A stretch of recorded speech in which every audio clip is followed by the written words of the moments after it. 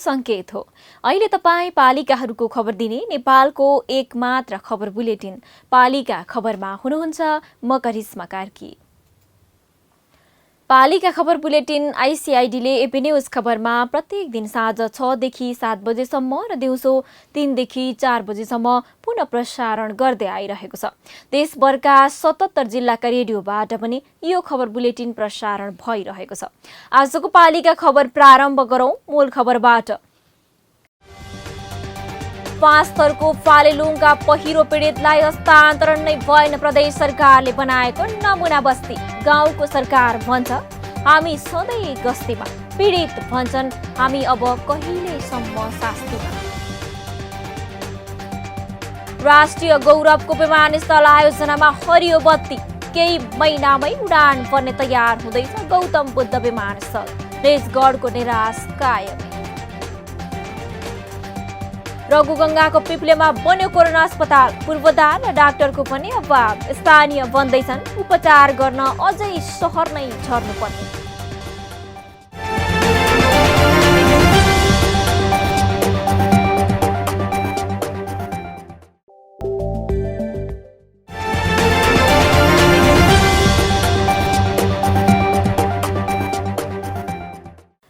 पालिका खबर अब विस्तारमा।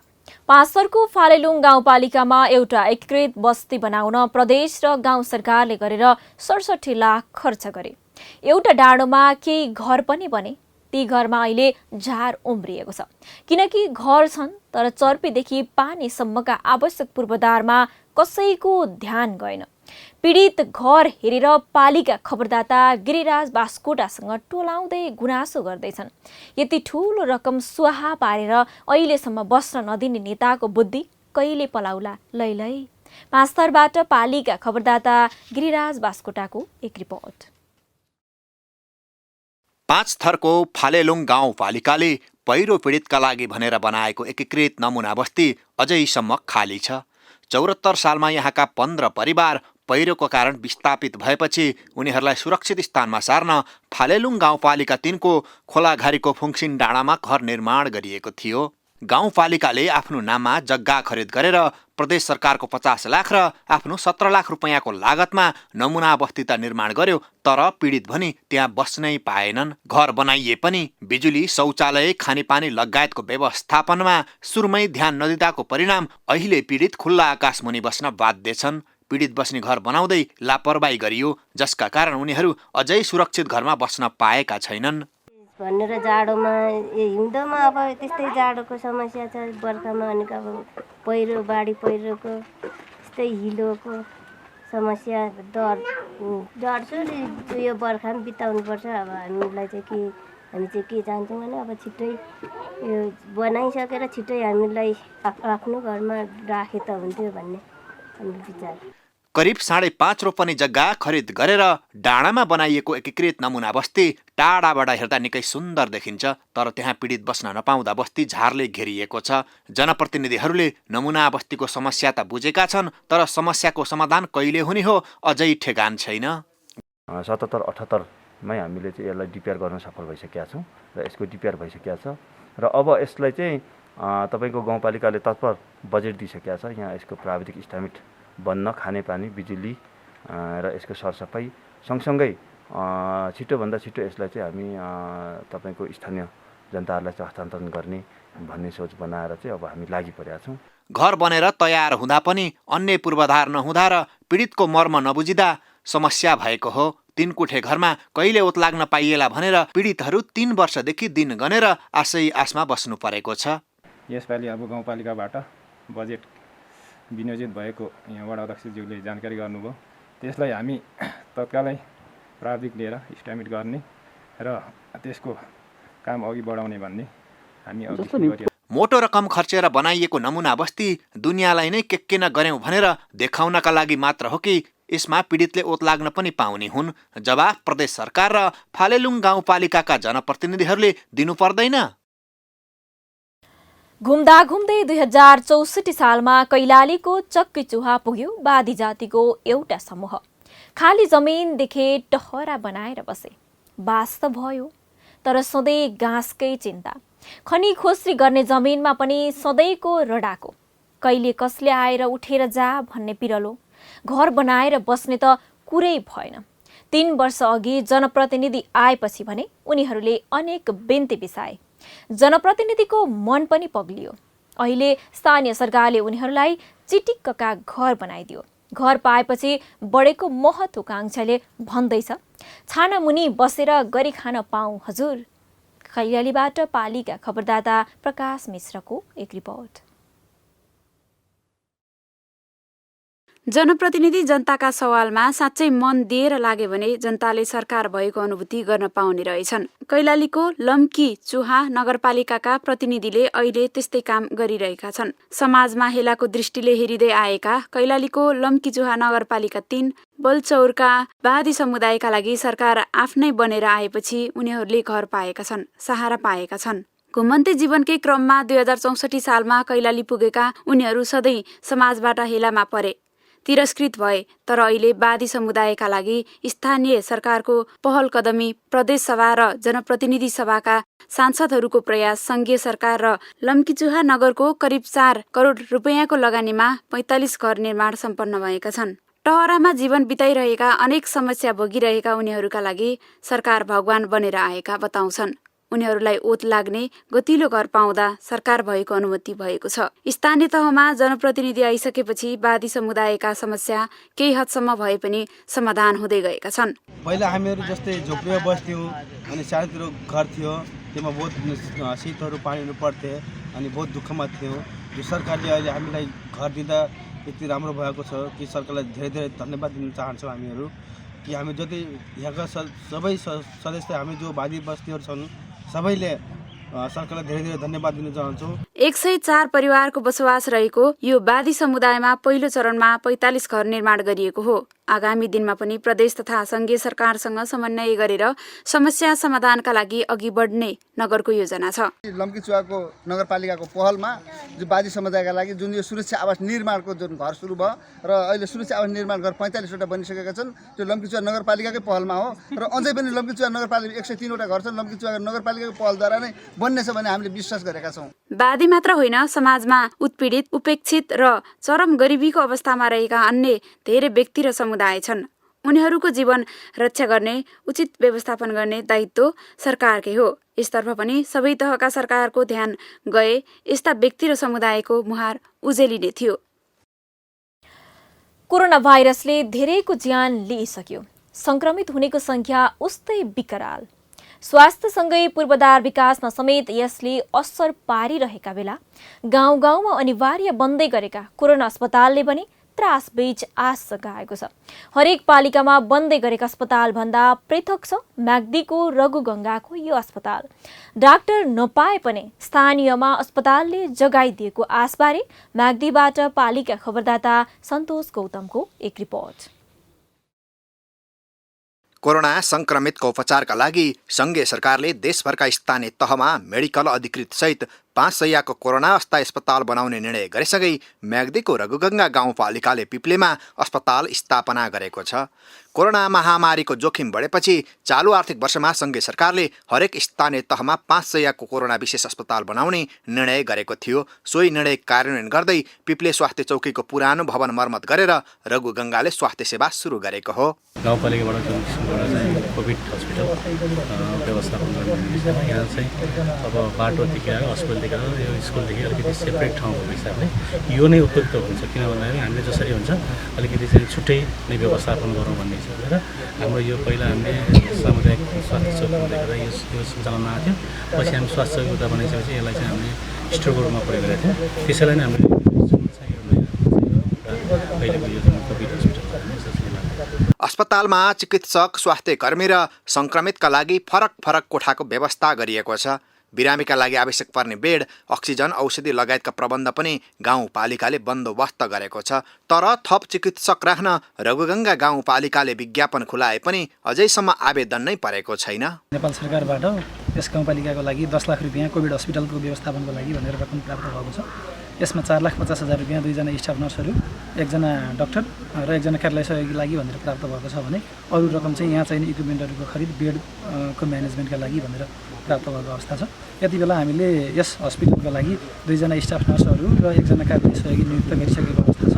विज्ञापन चाहिँ हामीले स्टाफ नर्स, डाक्टर र कार्यालय सहयोगी 4वटा पदहरूका लागि चाहिँ गरेका थियौँ। म्याग्दीका स्थानीय सरकारले 5 शय्याको कोरोना अस्थायी अस्पताल सञ्चालनमा ल्याए पनि ती अस्पतालमा पर्याप्त जनशक्ति र प्रविधि छैन।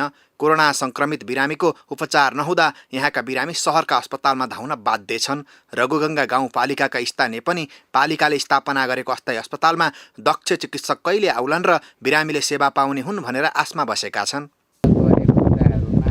राम्रै लाग्छ हैन, अझै पनि अब अपुगहरू छन्, ती समस्याहरू अझै पुरा गरेर छिटो गरोस्।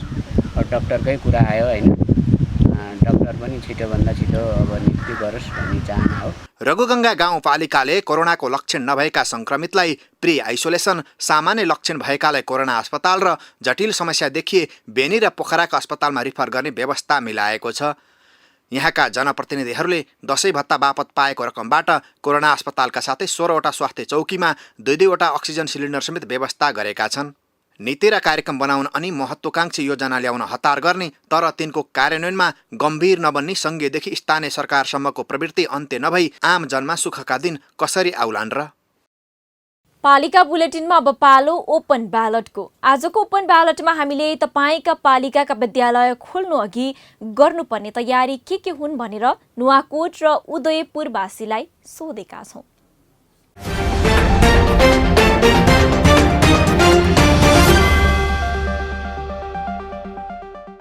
शिफ्ट वाइज गर्नु पर्यो, सेनिटाइजरको प्रयोग गर्ने र कोठाहरूको सरसफाइ, कोठाहरू सेनिटाइज गर्ने र सबैले मास्कको प्रयोग गरेर चाहिँ सामाजिक भौतिक दूरीमा रहेर विद्यालयले आफ्नो पठन पाठन सुचारू गर्नुपर्छ भन्ने मलाई लाग्छ।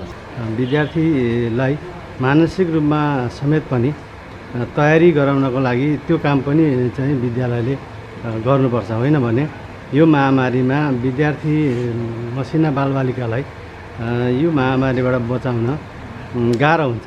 जुन विद्यालय क्याम्पसहरूमा क्वारेन्टाइन छ भने त्यसलाई तुरुन्त हटाएर सेनिटाइजर गरेर क्लिन गर्नु पर्यो र अर्को चाहिँ स्वास्थ्यको मापदण्ड, सुरक्षाको मापदण्ड ग्यारेन्टी गर्नको लागि कार्यविधि तयार छ भने त्यसलाई कार्यान्वयनको तर्फ लैजानु पर्यो।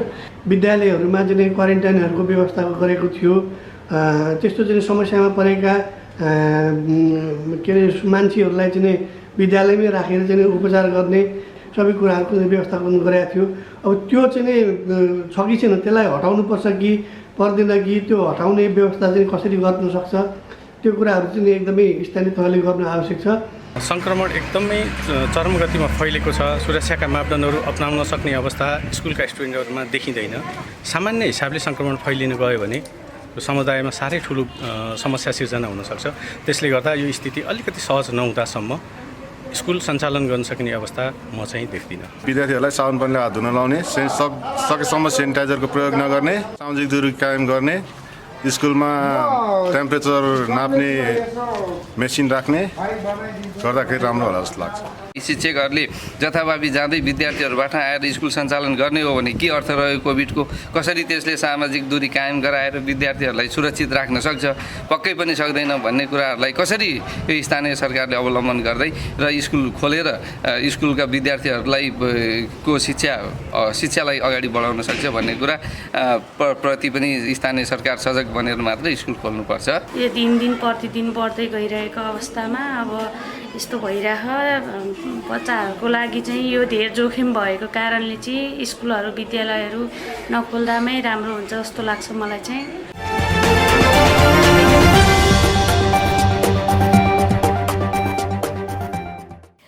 पालिका खबरको सिलसिला अझै जारी छ, त्यसअघि विश्राम अघि मूल खबर।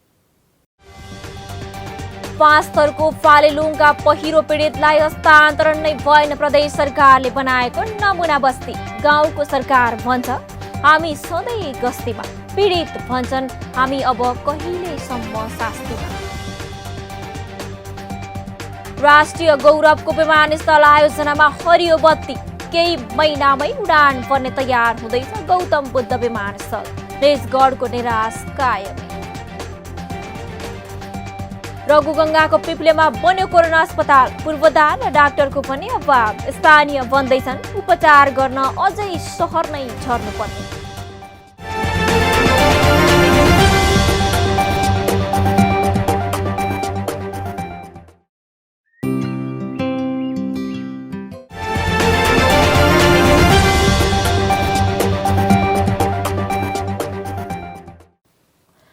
निकै लामो समय भयो देशमा 3वटा अन्तर्राष्ट्रिय विमानस्थल बन्ने चर्चा सुरु भएको। निजगढ जग्गा अधिग्रहण विवादमै अल्झिरहँदा भइरहेको गौतम बुद्ध अन्तर्राष्ट्रिय विमानस्थलले पनि आशाको नयाँ किरण जगाएको छ। 8 वर्षपछि 93% काम सकिएको यो विमानस्थल अन्य कुरा यथावत रहेमा निकै चाँडै उडान भर्न आतुर छ। चिटिक्क देखिन थालेको यो विमानस्थलको प्रगतिबारे रूपन्देहीबाट पालिका खबरदाता चन्द्रकान्त खनालको एक रिपोर्ट। सरकारले 3वटा अन्तर्राष्ट्रिय विमानस्थललाई राष्ट्रिय गौरवको आयोजनामा राखेर काम गरिरहेको छ। बाराको निजगढ अन्तर्राष्ट्रिय विमानस्थल, भैरवाको गौतम बुद्ध अन्तर्राष्ट्रिय विमानस्थल र पोखराको पोखरा क्षेत्रीय अन्तर्राष्ट्रिय विमानस्थल राष्ट्रिय गौरवका आयोजनामा समेटिएका छन्। यी आयोजनामध्ये गौतम बुद्ध र पोखराको प्रगति राम्रो छ भने निजगढको प्रगति निराशाजनक छ। भैरहवामा निर्माण भइरहेको गौतम बुद्ध अन्तर्राष्ट्रिय विमानस्थल अबको केही महिनापछि सञ्चालनमा आउनेछ। झण्डै 8 वर्षको अवधिमा विमानस्थलको 93% काम सम्पन्न भएको हो। विभिन्न बाधा र अवरोधका बीच पूर्वाधार निर्माणको काम अन्तिम चरणमा पुगेको छ। कोभिडको संक्रमण र अन्तर्राष्ट्रिय फ्लाइटहरू हेरेर आउने भन्ने कुराहरू हामीले बुझेका छौँ। त्यसले गर्दा अहिले समग्रमा भौतिक प्रगति करिब 93% भन्दा अलिकति बढीको भौतिक प्रगति छ। यद्यपि अब करिब 5-7%मा चाहिँ 5% भनेको केही साना कामहरू, फिनिसिङका कामहरू हो। त्यसले गर्दाखेरि अब आयोजनाको काम सम्पन्न गर्नको लागि दक्ष प्राविधिक जनशक्ति आउनुपर्ने कारणले गर्दा आयोजनाको काम अलिकति ढिला हुन गएको जस्तो अनुभव हामीलाई पनि भइरहेको अवस्था छ। कोभिड-19 महामारीका बीचमा पनि निर्माण कार्य भने जारी छ। जनशक्ति र कतिपय उपकरण बाहिरबाट ल्याउन नपाएपछि विमानस्थल निर्माणको काम केही प्रभावित बनेको हो। आफ्नो क्षेत्रमा विमानस्थल बन्ने भएपछि रूपन्देहीका स्थानीय पनि हौसिएका छन्। अरू परियोजनाको तुलनामा यो अलिक गति लिएको छ।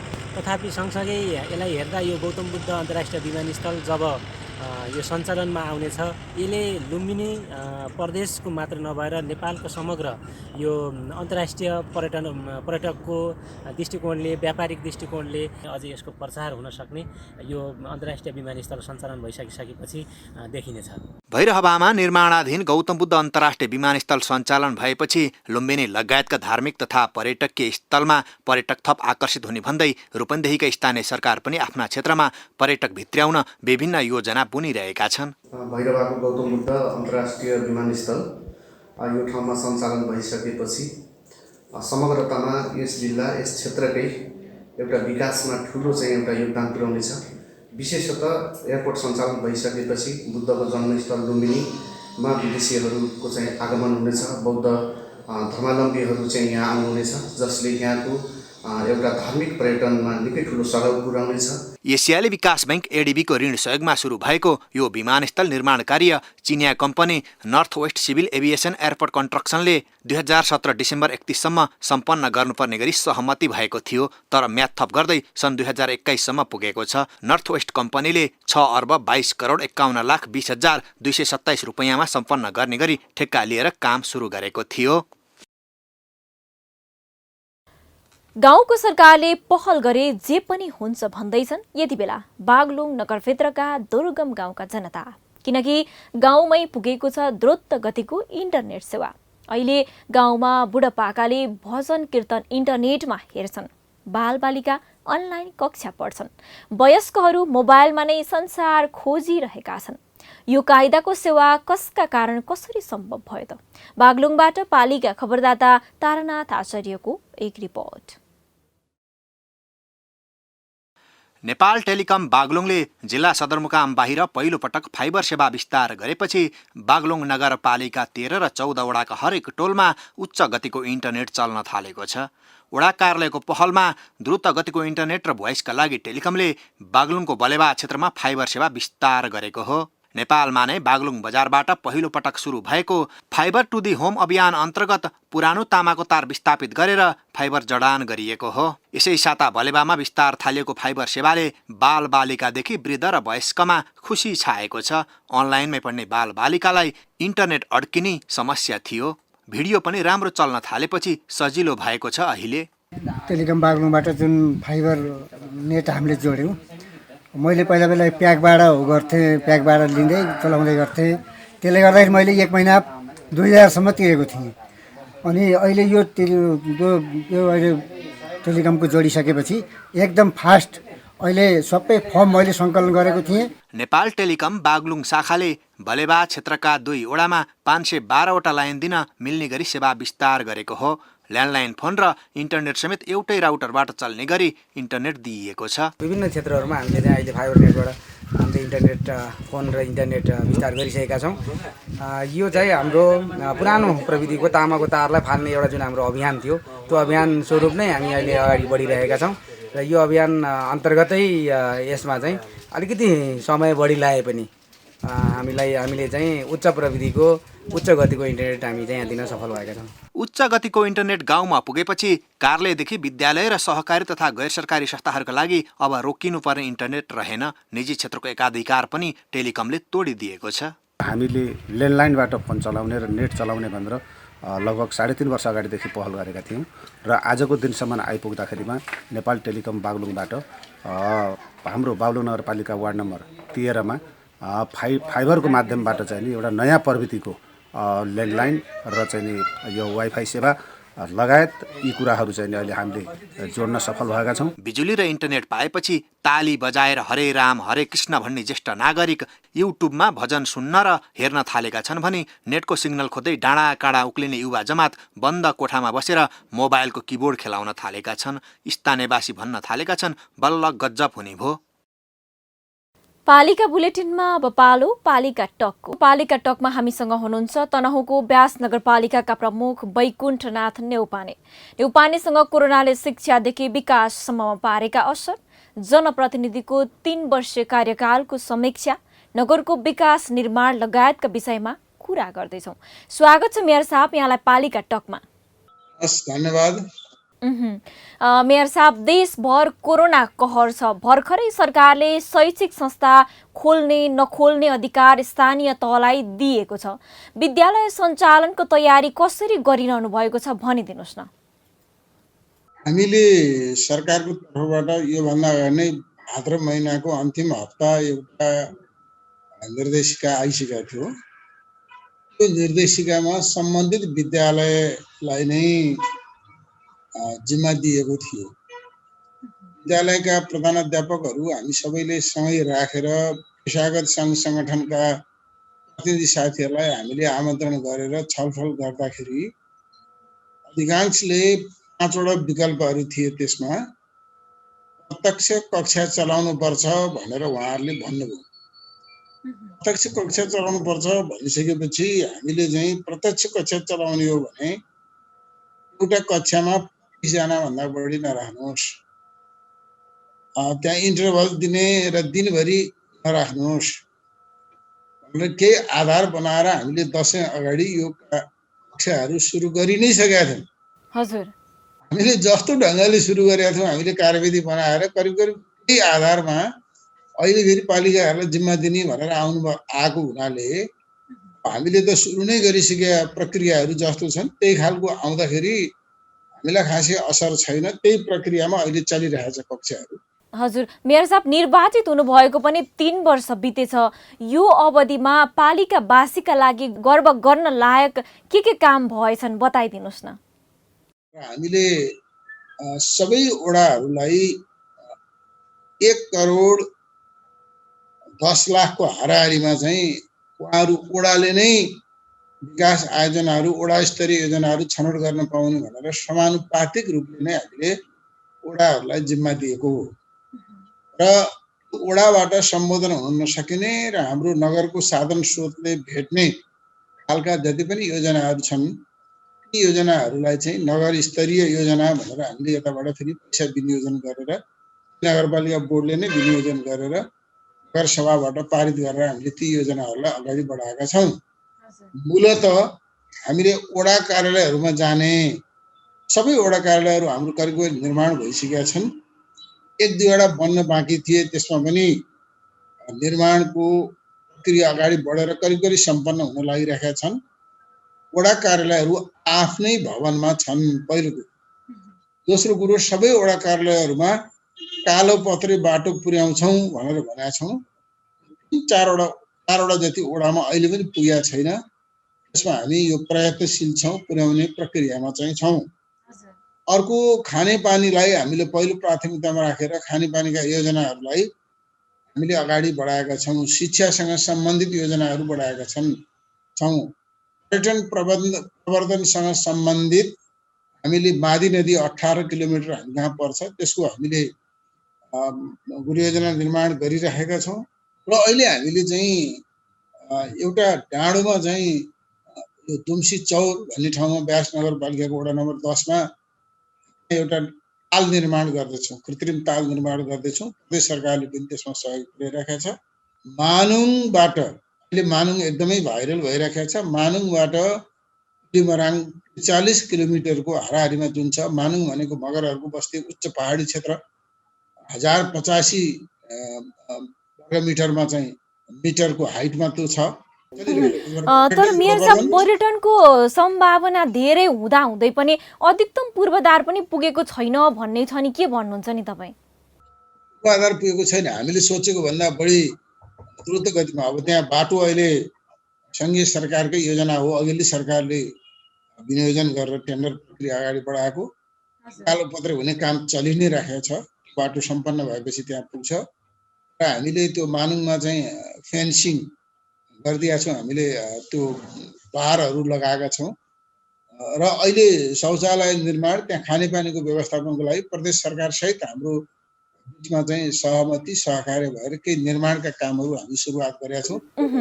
मेयर साहब, नीति तथा कार्यक्रम र बजेट मार्फत पूर्वाधार, शिक्षा र स्वास्थ्य लगायतमा निकै प्रभावकारी कार्यक्रम अघि सार्नु भएको छ।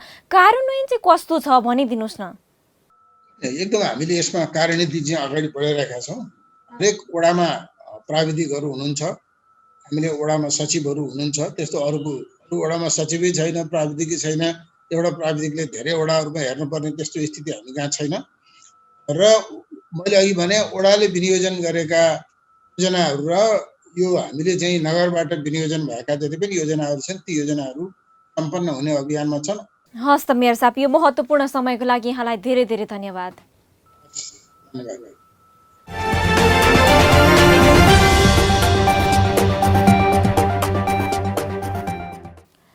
अब हट्ने छन् सबैका खबर। यो हो पालिका खबर। पालिका खबरको सिलसिला अझै जारी छ, त्यसअघि विश्राम अघि मूल खबर। 5 स्तरको फालेलुङका पहिरो पीडितलाई हस्तान्तरण नै भएन प्रदेश सरकारले बनाएको नमुना बस्ती। गाउँको सरकार भन्छ हामी सधैँ गस्तीमा, पीडित भन्छन् हामी अब कहिलेसम्म शास्तिमा। राष्ट्रिय गौरवको विमानस्थल आयोजनामा हरियो बत्ती, केही महिनामै उडान पर्ने तयार हुँदैछ गौतम बुद्ध विमानस्थल। रेसगढको निराश कायम। रघुगङ्गाको पिप्लेमा बन्यो कोरोना अस्पताल, पूर्वाधार र डाक्टरको पनि अभाव। स्थानीय बन्दैछन् उपचार गर्न अझै सहर नै छर्नुपर्ने।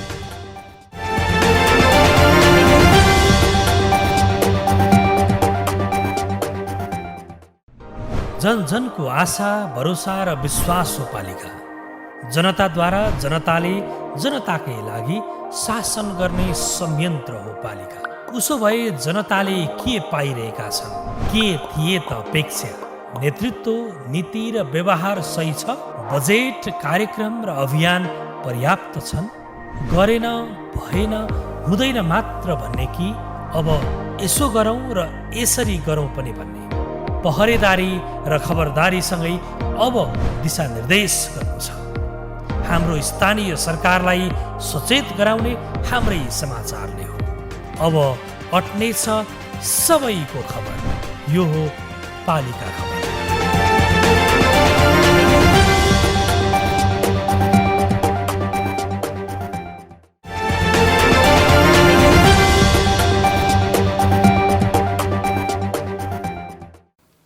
जताततै सुनिने गर्छ विकास निर्माणमा कमिसनको खेल बढी हुन्छ र काम स्तरहीन हुने गर्छ। कमिसन भएन भने न बजेट विनियोजन हुन्छ न त गाउँको विकास गरे जस्तो नै। तर सिन्धुलीको कमलामाई नगरपालिकाले कमिसनको चक्करमा परेकालाई ठक्कर लगाइदिएको छ। कमलामाई नगरपालिकाका मेयर खड्ग बहादुर खत्रीले कमलामाईमा निर्माणाधीन आयोजनाहरूको अनुगमन गर्दै गुणस्तरहीन संरचना भत्काइदिएका छन्। सिन्धुलीबाट पालिका खबरदाता एनबी अधिकारीको एक रिपोर्ट। सिन्धुलीको कमलामाई नगरपालिकाले आफ्नो पालिकाभर निर्माण हुने भौतिक संरचना गुणस्तरीय बनाउन अनुगमनलाई तीव्रता देखाएको छ। जनप्रतिनिधिहरूले निरन्तर अनुगमन गर्दै गुणस्तरहीन संरचना हटाएर गुणस्तरीय संरचना निर्माण गर्न अभियान नै चलाएका छन्। गुणस्तरहीन संरचना निर्माण गरेर भाग्नेलाई यहाँका जनप्रतिनिधिले कडा निगरानी गरिरहेका छन्। नगरपालिकाका जनप्रतिनिधिहरूले निरन्तर अनुगमन गर्दा गुणस्तरीय संरचना निर्माण हुनेमा स्थानीय आशावादी देखिएका छन्। अब जनप्रतिनिधिहरू बेला बेलामा आएर अब चासो देखाएकै देखिन्छ, हेरिराख्नु भएको छ, बेला बेलामा भएको छ। बाटो निर्माणको कामहरू पनि अब भइराखेको छ, पहिलाको भन्दा धेरै समय गएको छ, खुसी नै छौँ। कमलामाई नगरपालिकाभित्र सञ्चालनमा रहेका आयोजनाहरूमा सबै जनप्रतिनिधिहरूले निरन्तर अनुगमन गरिरहेका र गुणस्तरीय संरचना निर्माणमा जोड दिँदै आएका छन्।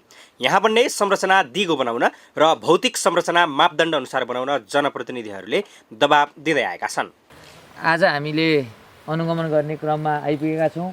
यसको चाहिँ लागत इस्टिमेट चाहिँ कमलामाई नगरपालिकाले 30 लाख लागत इस्टिमेटमा यो निर्माण कार्य टेन्डर मार्फत गरेको छ।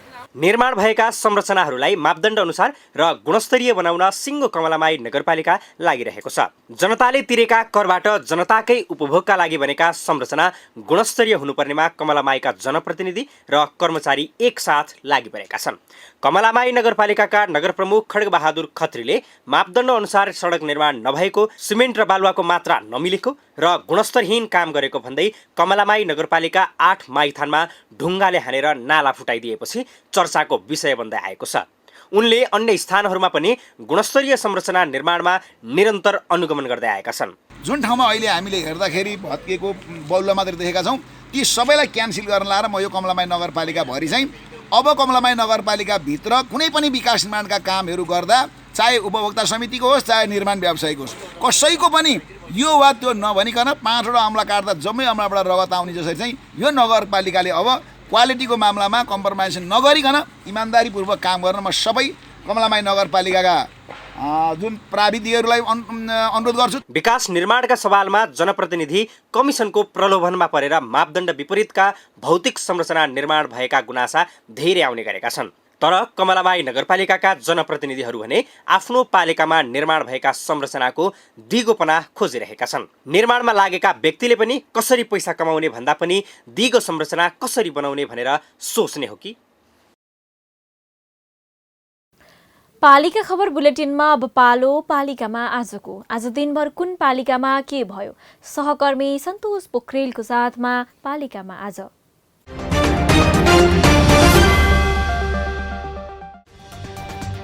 हेटौँडा उपमहानगरपालिकाले पत्रकार महासंघ मकवानपुर शाखाले सञ्चालन गर्न लागेको ज्येष्ठ पत्रकार पेन्सन कार्यक्रमका लागि 10 लाख रुपियाँ सहयोग गर्यो। नगर प्रमुख हरिबहादुर महतद्वारा महासंघलाई चेक हस्तान्तरण। बन्द विद्यालय सञ्चालनका लागि कञ्चनपुरका स्थानीय तह सरकारवाला पक्षसँग छलफल र परामर्शमा जुटे। विद्यालयलाई भयरहित तथा सुरक्षित रूपमा सञ्चालनमा ल्याउन पहिलो चरणको छलफल सम्पन्न। लुम्बिनी प्रदेश सरकारको लगानीमा पूर्व पश्चिम राजमार्ग अन्तर्गत रूपन्देहीको सैना मैनामा स्मार्ट रिफ्रेस सेन्टर बन्ने। रिफ्रेस सेन्टर सञ्चालनमा आएपछि राजमार्गमा हुने दुर्घटना समेत न्यूनीकरण हुने। रुकुम पश्चिमको 8 बिस्कोट नगरपालिकामा जन्ती बोकेको जीप दुर्घटना हुँदा 5 जनाको मृत्यु, घाइतेहरूको विभिन्न अस्पतालमा उपचार हुँदै। सोलुखुम्बुको माप्या दुधकोशी गाउँपालिका र खुम्बु पासाङ लामो गाउँपालिकाको सीमामा पर्ने दुधकोशी स्थित ओर्लाङघाटमा पुल निर्माण। खुम्बु क्षेत्र सडक सञ्जालसँग जोडियो। समुदाय स्तरमै लक्षणसहितका कोरोना संक्रमित भेटिएपछि बैतडीको दहरचन्द नगरपालिका क्षेत्रमा 10 दिन लकडाउन गर्ने निर्णय। निजी सवारी साधन, विद्यालय र बजार क्षेत्र पूर्ण रूपमा बन्द। सिन्धुपाल्चोकको मेलम्ची नगरपालिकाले बनाए सुविधा सम्पन्न फोहोर मैला व्यवस्थापन केन्द्र अब नगर सफा र चिटिक्क देखिने। पाल्पाको रम्बा गाउँपालिकाको आयोजनामा बालमैत्री स्थानीय शासनका विषयमा 2 दिने कार्यशाला गोष्ठी सम्पन्न। कार्यक्रममा जनप्रतिनिधि र बाल बालिकाको सहभागिता। सिन्धुपाल्चोकको बलेफी गाउँपालिकाले पालिकाभित्रका प्रत्येक वडाका एउटा सडकलाई स्तर उन्नति गर्ने अभियान अगाडि बढायो। यो वर्ष 7 वटा सडक स्तर उन्नति गरिने। ओखलढुङ्गाको मोलङ गाउँपालिकाको रामपुरमा निर्माण भएको हाट बजार तथा पार्क सङ्घीय आयोजना कार्यान्वयन इकाइले गाउँपालिकालाई हस्तान्तरण गर्यो। हाट बजार स्थल नजिकै घुमफिर गर्ने पार्क समेत निर्माण। न्यायिक समितिका उजुरी किनारा लगाउन मेलमिलापकर्ता छान्दै ताप्लेजुङको 8 त्रिवेणी गाउँपालिका। मेलमिलापकर्ताका लागि तालिम प्राप्त व्यक्तिले आवेदन दिनुपर्ने। रूपन्देहीको बुटोल स्थित अख्तियार दुरुपयोग अनुसन्धान आयोग कार्यालयमा स्थानीय तहसँग सम्बन्धित सबैभन्दा धेरै उजुरी। स्थानीय तहसँग सम्बन्धित 329 उजुरी दर्ता। बागलुङ नगरपालिका सहित गण्डकी प्रदेशका 11 वटा स्थानीय तह कोरोना महामारीको व्यवस्थापनमा उत्कृष्ट। स्वास्थ्य निर्देशनालय पोखराद्वारा विभिन्न कामका आधारमा स्थानीय तहको सूची तयार। चितवनको भरतपुर महानगरपालिकाद्वारा 27 छात्रलाई साइकल वितरण। यस वर्ष 12 वटा वडाका 330 छात्रलाई महानगरले साइकल वितरण गर्ने। र ललितपुर महानगरपालिकाका नगर प्रहरी प्रमुख सीताराम हाछेतुलाई कोरोना संक्रमण।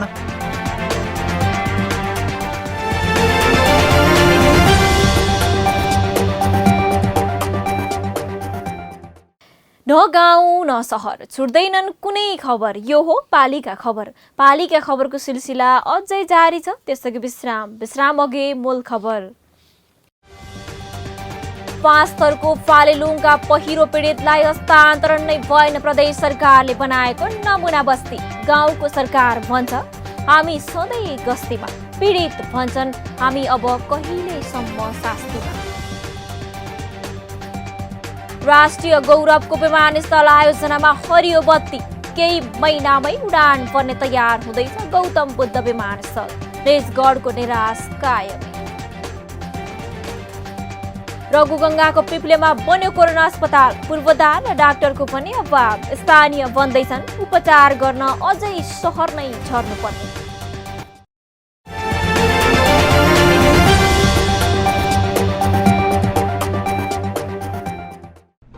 जन जनको आशा भरोसा र विश्वास हो पालिका।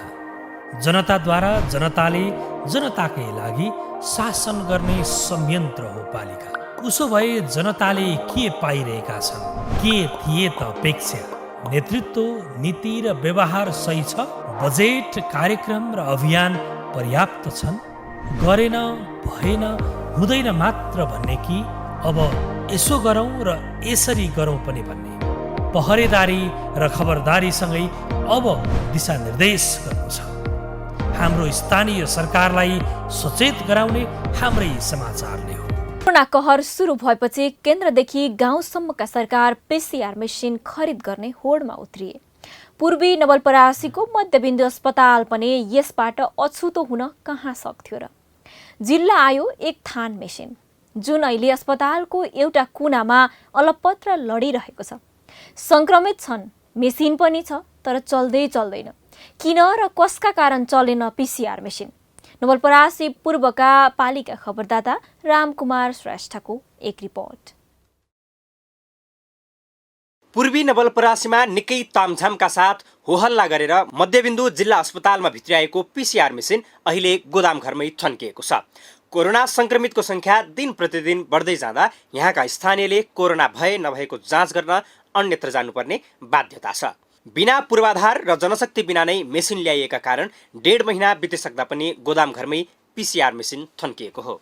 अब हामीले 2-4 दिनमा मेन पावर हायर गर्छौँ र उहाँहरूलाई यो क्वालिटी कन्ट्रोलहरूको कुराहरू आउँछ, सेटअपको कुराहरू आउँछ। त्यो चाहिँ हाम्रो चाहिँ यो जो सम्बन्धित कम्पनी हुनुहुन्छ यो चाहिँ हाम्रो केन्द्रबाट प्राप्त भएको हुनाले हामीले त्यहाँ कोअर्डिनेट गरेर उहाँको इन्जिनियरहरू आउने र हाम्रो पोखराबाट नि इन्जिनियर आएपछि यो सेटअप हुन्छ। त्यसपछि यो सेटअप चाहिँ क्वालिटी कन्ट्रोलहरूको कुराहरू आउँछ। त्यसमा चाहिँ यो मेसिनबाट गरेका सबै रिपोर्टहरू ठिक छ भनेर उहाँहरूले प्रमाणीकरण गरिदिएपछि त्यसपछि हामीले यो नियमित रूपमा चाहिँ सञ्चालन गर्न सकिन्छ। PCR मेसिन हस्तान्तरण गर्दा 1 महिनामा नवलपुरबाटै स्वाब परीक्षण हुने भनिए पनि अझै सञ्चालनमा आउन नसकेपछि यहाँका स्थानीय निराश बनेका छन्।